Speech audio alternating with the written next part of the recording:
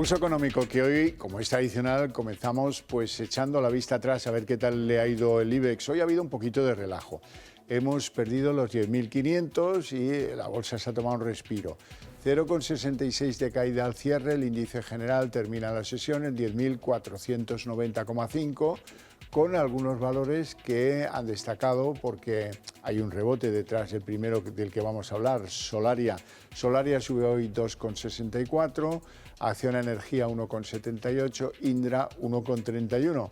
En el lado donde preponderan las ventas, pues ahí está Grifols de nuevo cayendo 9,34 al cierre, Celnex 3,47 y el grupo de Iberia y de Vueling, IAG, se deja en la sesión 3,27.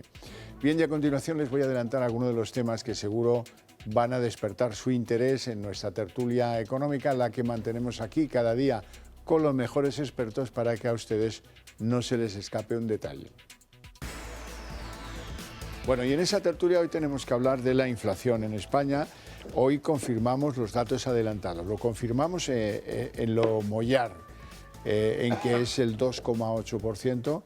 La inflación general. Así es que hemos moderado el índice de inflación en 6 décimas, a pesar de que la subyacente esté no descontrolada, pero sí que de signos de que no lleva el mismo derrotero, y aumenta hasta el 3,5 la subyacente, una décima más. Los alimentos se moderan. El milagro de la inflación de este mes de febrero se debe a la caída de los precios eléctricos y a la cierta moderación del aumento que continúa de los alimentos. Los alimentos continúan creciendo en precios del orden de 1,5% anual, con algunos casos espectaculares, por ejemplo el del aceite. El aceite es ya más caro que la gasolina, por supuesto, y ha subido en un año un 70%.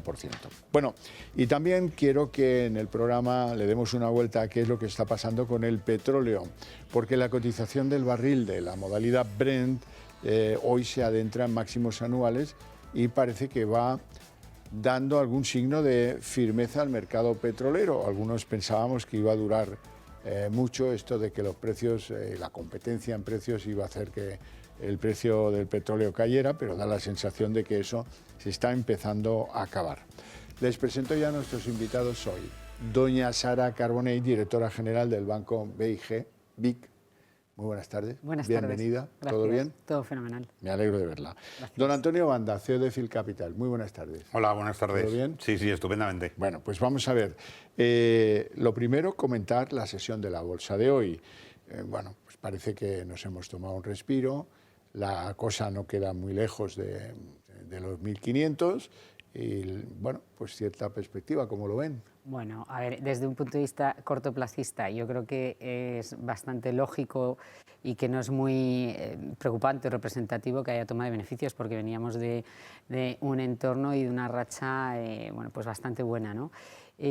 Por otro lado, es verdad que hemos tenido esta semana el dato de inflación en Estados Unidos, que era el dato que iba a marcar la semana en bolsa, ha sido un poquito superior a lo esperado. Tampoco creo que para preocuparse muchísimo, pero bueno, sí que ha sido superior a lo que se esperaba, y eso lógicamente es el efecto, el primer impacto cortoplacista tiene que ser este, ¿no? Pues que haya un poquito más de incertidumbre o temor en los mercados a que esas bajadas de tipos se puedan retrasar más. De hecho, el consenso del mercado ya empieza a hablar también, o muchos analistas, pues no de junio o de julio, pero en realidad, siendo objetiva, yo creo que de momento la situación sigue siendo la misma que hace 2 semanas, y lo que sí que es verdad que hay que vigilar mucho pues son los precios del crudo, que luego comentaremos, y eso sí que puede impactar mucho los mercados, y sí que me parece que es un dato bastante importante de esta semana, esa evolución. Luego hemos tenido los buenos resultados de Inditex, que también son efectivamente, eso ha ayudado al IBEX hoy. Y bueno, pues nos las prometíamos felices. Banda.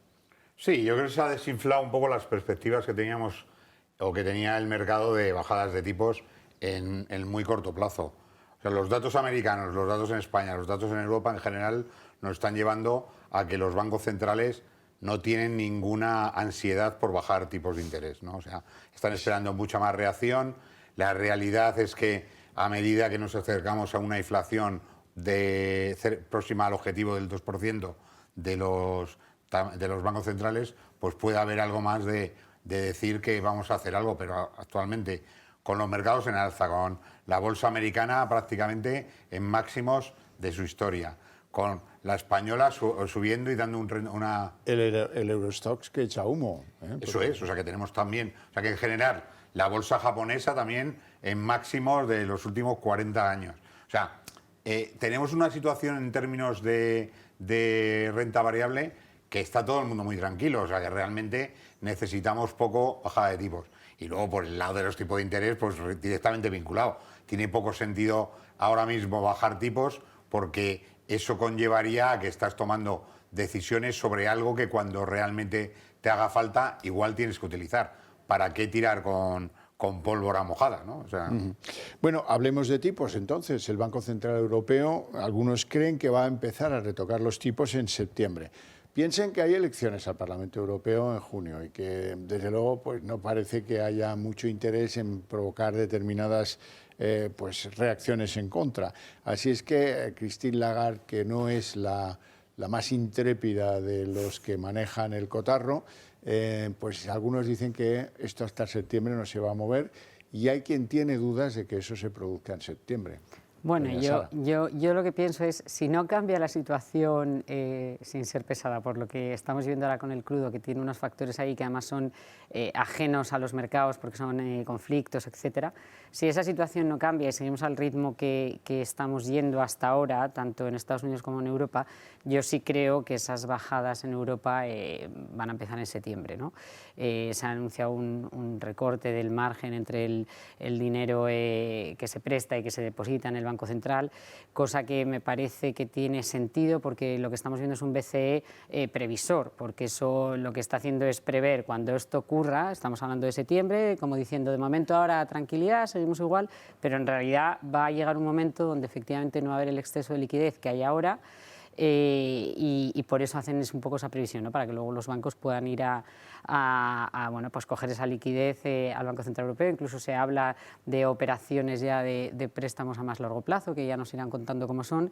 Pero bueno, yo sí creo que en septiembre, si todo sigue, digamos, como hasta ahora, en realidad sí que vamos a empezar a ver esas bajadas y esa normalización, digamos, o estabilidad del objetivo de inflación. O, planteándolo de forma más contundente, el principio de levantar las restricciones a propósito de lo que nos vino encima, que es el proceso inflacionista que parece que empezamos a superar. Ya veremos. Ya veremos. Hay hipótesis de repunte, así que cambie la situación de, por ejemplo, la energía eléctrica. Lo que es verdad es que hay elecciones en Estados Unidos y que, claro, la relación de cambio entre el euro y el dólar no parece que vaya a mejorar si se mantiene la cosa como está y la situación de algunas economías europeas, las locomotoras, sobre todo Alemania, pero también Francia, aconsejaría pues un chute de confianza con una bajadita de tipos, aunque solo fuera para marcar que alguien está pendiente de que así no vamos a ninguna parte, ¿no? Bueno, yo veo bastante, o sea, ahora mismo a los bancos centrales, al Banco Central Europeo en particular, bastante alejado de empezar a discutir la bajada de tipos, ¿no? O sea, porque el escenario se presenta menos complicado de lo que esperábamos, es decir, es verdad que las subidas de la inflación, en eso que calificaron hace 2 años de inflación temporal, pues nos ha llevado a esto, ¿no? A un escenario que desde luego nadie se preparaba, ¿no? Porque cuando parecía que la inflación se iba a disparar es cuando se ha dado la vuelta y nos ha llevado a mínimos de los últimos 18 meses. ¿Qué ocurre? Que ante esa situación y el Banco Central Europeo, sin tener que tomar medidas urgentes, pues se lo va a pensar. Otra cosa es que veamos que efectivamente las economías empiezan a paralizarse, especialmente Alemania, que es donde están focalizados, y los datos económicos de Alemania empiezan a penalizar a todos los que vamos detrás, ¿no? Entonces, eso sí que ya podría implicar una decisión de bajada de tipos, que yo creo que ahora mismo no contemplan y desde luego antes del verano ni se van a poner a hablar. Y luego hay otra cuestión política, que esto se atreverá a hacerlo el Banco Central Europeo si antes no lo ha hecho la Reserva Federal Americana. Yo eso sí que creo que no. Yo creo que no, porque mi experiencia de todos estos años siempre vamos detrás. Cuando digo detrás no lo digo menospreciando, es decir, después. O vamos Sí, sí. más tarde. No Hay que decir somos- una cosa de lo que decía Antonio, hablando de Alemania, que hay que tener en cuenta que Alemania, que es una economía exportadora, le interesa un euro débil también, con lo cual efectivamente si ocurriese ese escenario que dibuja Antonio, ahí a lo mejor sí podría haber un poco un adelanto en el tiempo a esa bajada. Si no, yo diría que septiembre es el momento, pero ya veremos. Bueno, vamos con los datos macro españoles. Ha salido el IPC definitivo del mes de febrero. Viene a dejar con la vitola de definitivo lo que antes era pues una estimación, el 2,8% de aumento de los precios en febrero. No es ni de lejos la última milla, como dicen los expertos. No estamos ya, no, porque la subyacente, esto es la inflación sin los precios de la energía, sin los precios de los productos frescos, eso sigue en el 3,5%. Y no parece que tienda a bajar, no es que vaya bajando despacio, no, es que ha subido una décima. Con lo cual, bueno, pues hay algunas dudas y eso sí, pues todo es gracias a que han funcionado las renovables a tope, han bajado el precio del mix eléctrico y eso nos beneficia muchísimo, pero eso puede cambiar de un mes a otro, ya saben. Y bueno, los alimentos no es que hayan dejado de subir, ¿no? Es que suben un poquito menos. 9,5 interanual de aumento de los precios, que hay que añadir a los del año pasado, claro. Y algunos productos como el aceite están absolutamente por las nubes con aumentos del 60%. Manda. Sí, claramente, o sea, la situación de la inflación, pues después de estar persiguiéndola e intentar tomar medidas, al final ella misma nos ha sorprendido bajando. Y todo vinculado a la electricidad y esas bajadas de precio de la electricidad que, bueno, que se producen efectivamente porque tienes una capacidad de producción que hasta ahora estamos viendo que está funcionando. El gobierno pretende cerrar fuentes de producción como son las centrales nucleares, esas cosas que luego nos puede llevar a pagarlo dentro de unos años cuando realmente volvamos a tener otro problema de necesidad de consumo eléctrico y acudir a fuentes que luego van a ser más caras, ¿no? Pero bueno, ese es un entorno de largo plazo. La foto ahora mismo es que nos ha hecho, o sea, deja tranquilo a todo el entorno económico una inflación a la baja, aunque la de excluido alimentos siga creciendo, pero yo creo que la visión más a medio plazo es que se va a ajustar. Y se va a ajustar porque está pasando en todo el mundo. Pero efectivamente, cuando comparas los precios, ves que algunos de los alimentos, como has comentado, el aceite de oliva, desde luego ha casi... O sea, más que duplicado su precio en los últimos 3 años y prácticamente un 60% en los últimos 4 meses, con lo que estás viendo que son cosas necesarias y que a lo mejor empiezas a dejar de usarlas para el español medio, ¿no? Sara. Bueno, de acuerdo con lo que habéis dicho los dos, porque lo habéis explicado perfectamente, que efectivamente aquí hay un componente muy importante que es la electricidad, de ahí el dato importante, yo creo que siempre hay que tener muy en cuenta es la inflación subyacente, que como bien decías tú no ha ido al mismo ritmo. También creo, como dice Antonio, que se acabará ajustando sobre todo por el precio de las materias primas a nivel global, porque toda esta inflación no nos olvidemos que en parte viene cuando empieza el conflicto de Ucrania y viene por la parte de las materias primas de una manera muy intensa, pero es verdad que para los que nos estén viendo, además en cualquier caso, por mucho que demos datos, pues eso, hay determinados alimentos que han bajado, pues las legumbres, pero es que hay otros, como bien decís, que se usan a diario en cualquier hogar y ahí estamos viendo que el tema no se resuelve, ¿no? Que ahí no vemos no solo no vemos descensos, sino que vemos incrementos, como en el caso del aceite. Y eso es un poco lo que quizás más preocupante del dato. Bueno, vamos con algunos nombres propios en la bolsa española. Es el caso de Solaria, la segunda empresa que recibió más castigo este año en bolsa, solo por detrás de Grifols, pero que hoy parece que se resarce un poquitín. Ha tenido un rebote y al final cerraba con 2,64 arriba. ¿Cómo es Solaria? Esa es la pregunta. Bueno, pues en realidad aquí hay un reto importante, ¿no? Porque Solaria, si vemos sus últimos resultados, los hemos visto hace poco, que en general todos los resultados empresariales que hemos visto en renta variable, tanto en España como a nivel global, son bastante positivos. Los resultados han ido en línea de lo esperado, con un EBITDA en consenso con el mercado en torno a 200 millones. Lo que vemos en Solaria es verdad que el último trimestre del año pasado es donde empiezan a estar las cosas un poco, como diríamos, más neutras, ¿no? Para, por ejemplo, alguien que nos esté viendo más cortoplacista, es verdad que hay muchas casas de análisis, las más importantes, que le dan un precio objetivo por encima de lo que está ahora actualmente, pero es verdad que tiene muchos retos por delante. Las subidas de hoy se explican por una compra de un paquete de acciones, es decir, por un evento determinado, pero es verdad que está bastante tocada, con lo cual al final en el medio y largo plazo ahora mismo es un sector que, con tal y como están pues la perspectiva de precios energéticos, etcétera, quizá no es el sector que más esté en auge o que mejores perspectivas tiene de aquí a final de año, ¿no? Es decir, que lo de hoy para mí es una cosa puntual.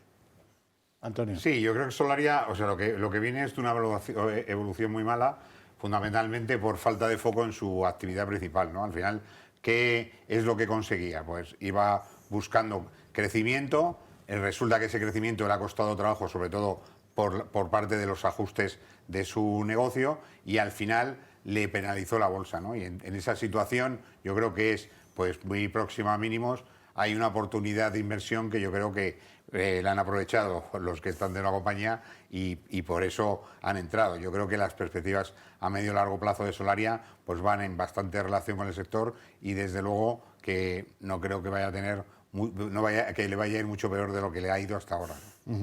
Bueno, a la que le ha ido peor durante este año en bolsa es a Grifols, que hoy ha impedido que nos quedáramos cerca de los 10.600. Grifols se deja hoy un 9,34 en bolsa y sigue la sangría, y esto no se para y no se para y no se para, y sigue habiendo muchos que juegan a vender barato Grifols. A vender barato y con probablemente posiciones cortas que no conocemos, ¿no? Pero que es verdad. El problema que veo aquí, además de la situación que ya sabemos, que podemos comentar, que está tocadísima, que estamos hablando de agencias de rating hablando de flujos de caja negativos, es decir, una situación bastante compleja, que ya todos sabemos.